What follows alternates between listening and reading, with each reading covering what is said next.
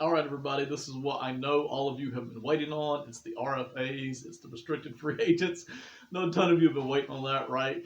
This will be a relatively short video today. We're going to talk about restricted free agency in general first, just so some of you get a feel for it if you haven't already done that. And then we'll talk about the 5 RFAs that Kansas City has this year. I'm not covering the exclusive rights guys today, but today we're just covering only the restricted free agents. This is the 21 off season. This is the Kansas City Chiefs. Hope you're doing well.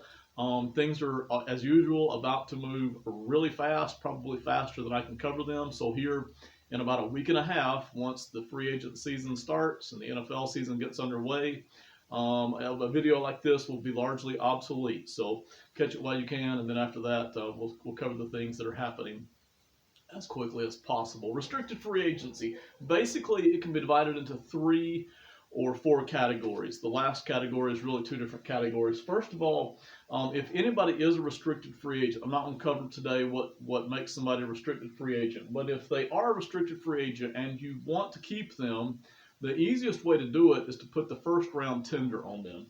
And that would cost you $4.8 million. And what that basically means is if some other team comes along and gives them an offer better than, say, the $4.8 million that they're already going to get, say maybe a 2-year deal for $10 million, and you decide you don't want to match that, then you would get a first-round pick in exchange for losing that particular free agent. Now, if you say, hey, no, I want to match that, you have the right to match that offer at 2 years and $10 million, or you even have the right to beat that offer, but you get the right to do that.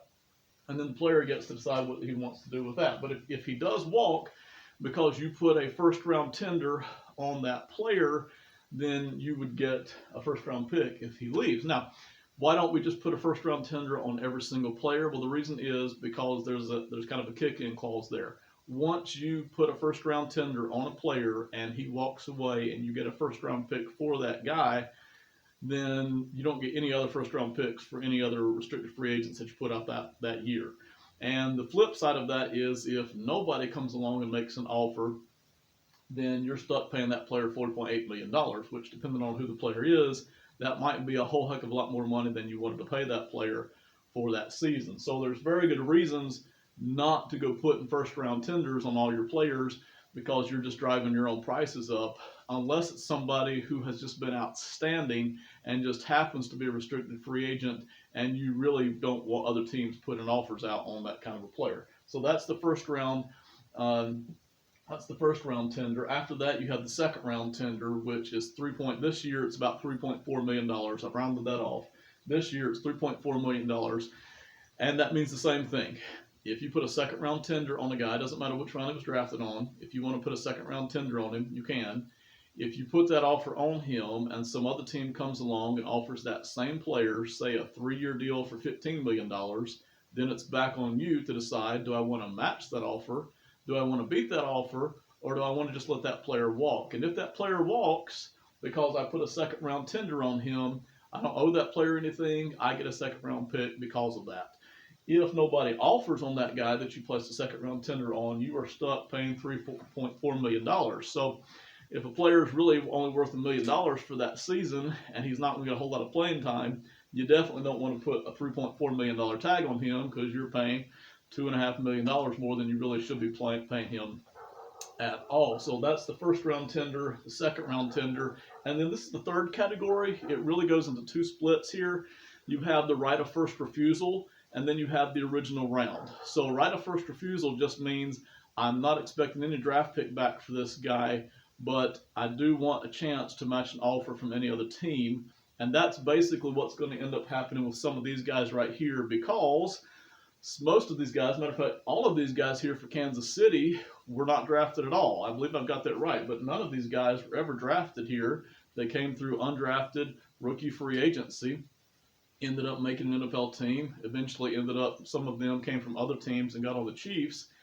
But had one of these guys been drafted, you could put an original round tender on them, which means if they were drafted, say, in the 5th round, and you lost them to some other team because you didn't want to match the offer from that other team, then you would get a 5th round draft pick back.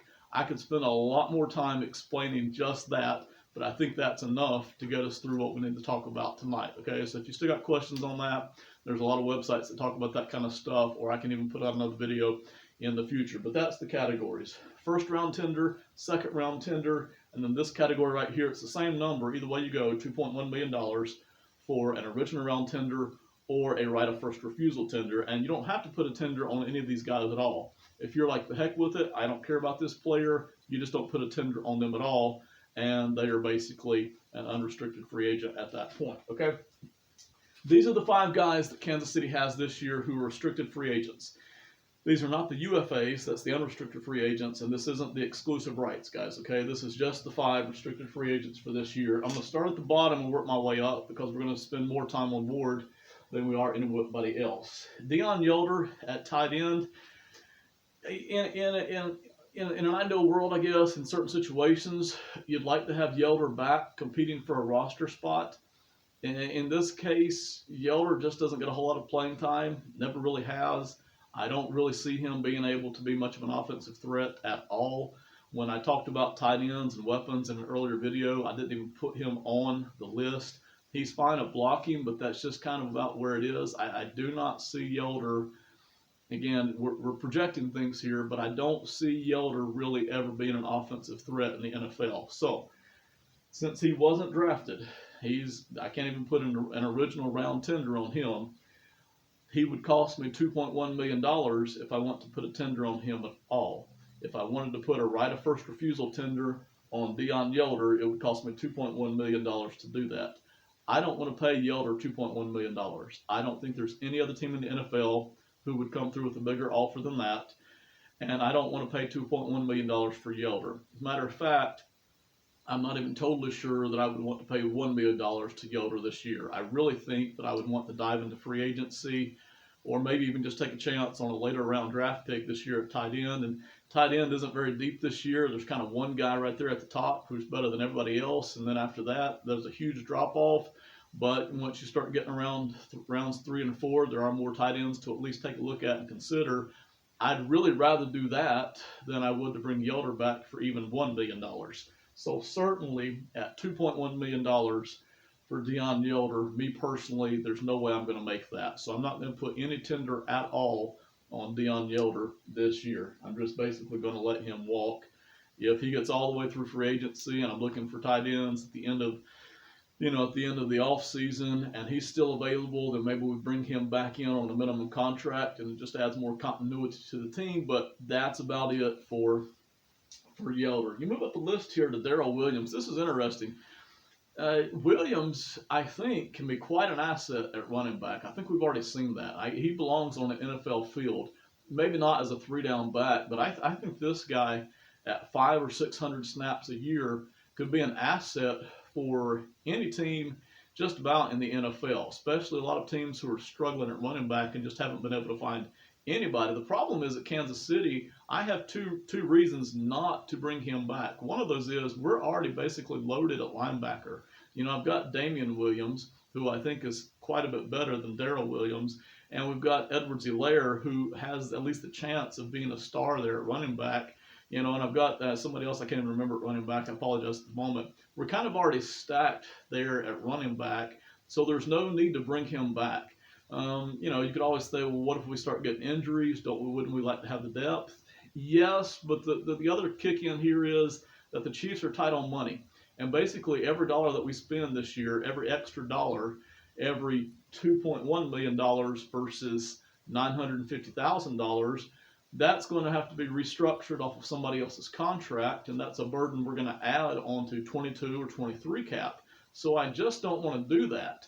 And for those two reasons, I am out on Daryl Williams. And that really has absolutely nothing to do with how good of a running back he is. I think he can catch the ball. I think he can run the ball. I think he can block. I think he's solid at all of this. And I think some team out there is going to be very fortunate to have him on their roster in 2021.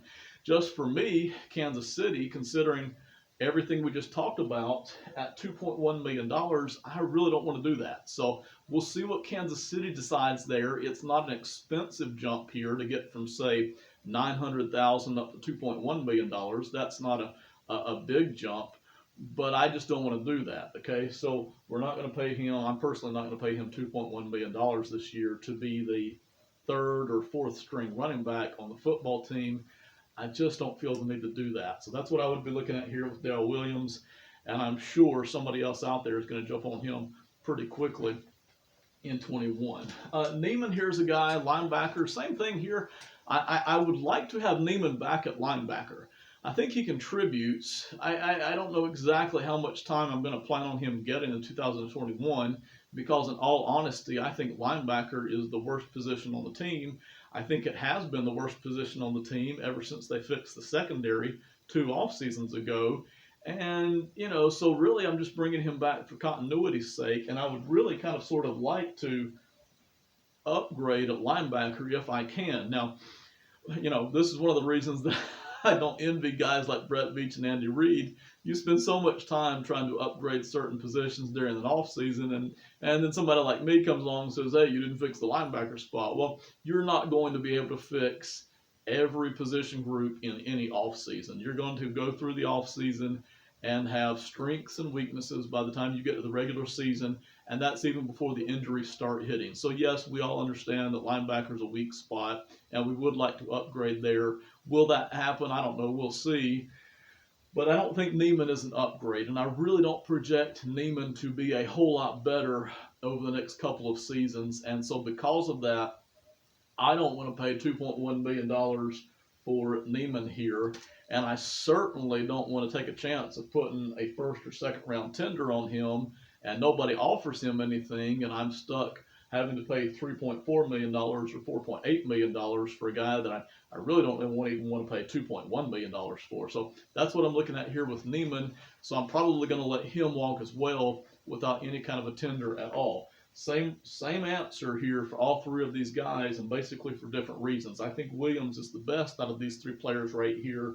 Neiman can contribute, but I just don't really see him being a major part of my future plans there at linebacker, and so I'm willing to let him walk as opposed to paying him $2.1 million this season. Now, that leaves us with Wiley and Ward. I'm going to spend quite a bit of time talking about Ward because that's the interesting part to me. But let's talk about Wiley first. Wiley in 2019 looked really good when he stepped in at guard.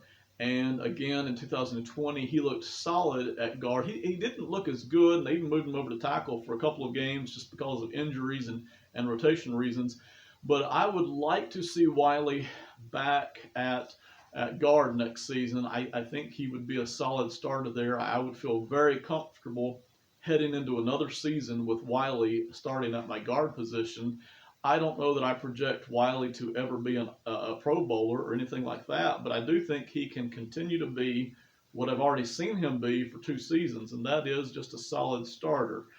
He's not dominant. He's not going to destroy people, but he's consistent, and I think we can see more of what we saw in 19 and 20 as well to a degree in 2021. So having said that, what's my price tag? Well, if I don't put a first or second round tender on him, if I just put an original round tender on him, which does no good because he wasn't drafted, or if I just put a right of first refusal tender on him at $2.1 million, in my head I'm thinking, well, I can get him back as a starting guard for $2.1 million, and it's an awesome deal.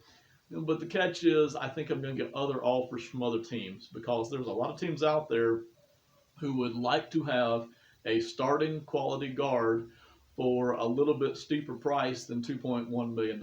They might come in at, say, 2 years or 3 years at $4 or $5 million a season, and I really don't want to fight that battle with Wiley this year. If he comes back in 21, he has an outstanding season. He looks like my guard of the future. Maybe I might consider in 2022 offseason starting to kind of battle with other teams over the price. I don't want to do that this year. It's just not a smart move, I don't think. So what I'm tempted to do with Wiley here is put a second round tender on him. And what that means is I'm willing to pay him $3.4 million for 2021 for him to be my starting guard. And if any other team comes along and offers something that he likes better and that I don't want to match, if he goes to that other team, then I get a second round draft pick. and I don't really have any risk either way if I do that with Wiley. So I'm more than happy to have Wiley starting for me at guard at $3.4 million. I think that's a pretty good deal. I think I'm getting more than what I'm paying for in 2021 based on what we've already seen in 19 and 20. And I didn't go deep into that when we covered the offensive line. I even talked about him maybe being overpriced, having outplayed himself here in Kansas City. But because you have this option here, I think this is what I would do if I were Kansas City. $3.4 million is a really good price for a starting guard, and I think that's exactly what Wiley is looking into 2021. No stretch there at all. If for some reason some other team around the NFL sees that and they're willing to offer a larger contract, I'm more than happy to take a second-round draft pick if Wiley goes to some other team. I'll say, yes, sir, give me that second-round draft pick, and Wiley can go to a different team. I don't think that's going to happen. I think as soon as I put a second-round tender on Wiley, I don't think any other team is going to offer any other amount for Wiley. I think that second-round tender will keep them away. So that's these four guys, and the last one with Wiley. Charvarius Ward. Now, here's a guy here that there's a lot of things going on here, a lot of uncertainty, in my opinion, a lot of projections, and a lot of risk no matter what I do. I think with Wiley, there's really no risk either way. I either get him at $3.4 million or I get a second-round draft pick, and I'm fine either way. With Ward, I really am after something bigger with Ward. I don't just want Ward on the team for 2021. I want that, but I'm after something bigger. My goal here is to get Ward on the team for 21 and 22, and if I can get it, for 2023. And the second part of my goal there is to keep that cap number on Ward as low as I can get it. Now, the reason I want Ward on the team for those next 3 seasons is because he's already looked like a solid starter for a couple of seasons now at CB. Is he dominant? No. Is he racking up tons of interceptions? He's not. But I already like what he's doing there, and I think, and this is a projection, and projections can be wrong, but I think that Ward can be a lot better than what we've already seen. I really love the way he locks into players and covers one-on-one. Again, he's not dominant, but he's very serious about it. He's athletic enough to do it. He's long enough to do it. He's quick enough to do it. He's tall enough to do it. He has everything that he needs to be, I think, in the future, a possible Pro Bowl kind of a CB. I don't think he measures out to be an All-Pro kind of a CB, but I do think, and to me, CBs take as long as any other position in the NFL to develop and grow, and it's not unusual to see defensive backs take 4 or even 5 seasons to get to their fullest growth, to where they're really showing out what they can do. And my projection is, and I could be wrong, but my projection is that we have not seen the best yet of Ward, and that he can continue to get better over the next 3 seasons, and I would really like for him to be a part of my team when he's doing that. Now, I think, for a couple of reasons that we'll get into here, I think I'm better off trying to negotiate a deal with Ward this offseason than I am the next offseason. The 2 reasons are these. There's not as much money flowing around this year because of the COVID cap, if you want to call it that. Any team can sign any player to any amount they want, but right now there's just less money flowing around, and the fallout from that is, the trickle-down effect from that is, free agents or restricted free agents like Ward are probably not going to see as many good offers as they would have seen under a full cap this year. So I think I'm better off this year. I think I'm better off negotiating a deal with him now than I am negotiating a deal with him in 2022 when teams have more cap money available. The other reason is because he's a restricted free agent. Even if I don't put a first or second round tender on him, a lot of NFL teams just don't like haggling with restricted free agents because there's another layer of uncertainty there. You never know what the other team is, the team who had the rights to him in the first place. You never know what that other team's going to do with the offer that you put on them, and it kind of leaves you in limbo a little bit. If you're other NFL teams, you're just not as likely to offer. So I think that if other teams are able to offer on Ward this year, and I don't have a first or second round tender in the way, I think he might get some other offers, but those offers won't be as strong because some teams just don't like to fool around with restricted free agents. And in their heads, you're like, you know what? We'll deal with that player when they become a free agent during the next off season. Now, some teams it doesn't bother them at all. Some teams are very aggressive when it comes to other teams' RFAs, and some franchises just don't like to bother it. But point being, I think if I negotiate a deal with Ward this offseason, if he's open to that, if he's willing to do that and entertain some offers, I think I can get a better deal this year with Ward than I can with Ward next offseason. But we'll see. So that's Charvarius Ward. And so the result of that is I think I would put a $2.1 million right of first refusal tender on him. Why not put a second round tender on him like I did with Wiley? And here's the catch, and here's what I really want to end this video on, and to me this is the hook right here. Why not put a second round tender on Ward like I did with Wiley? And the reason is this. Even though I would be perfectly comfortable paying Ward $3.4 million for this season, what I'm really after is a long-term deal with Ward. And by long-term, I mean 2 or 3 seasons, hopefully for me 3 seasons, instead of just a 1-year deal. Because of that, I actually want to tease out some other offers from some other teams because it kind of gives me a barometer as to what I'm dealing with. I don't think, now there's a certain risk here. There's always the risk that some team somewhere around is going to come blazing through with a massive offer that I don't want to match, and I lose Ward and get no draft pick in return. But that's a risk I'm willing to take because I really don't think that's going to happen. Again, I'm guessing here that's a risk.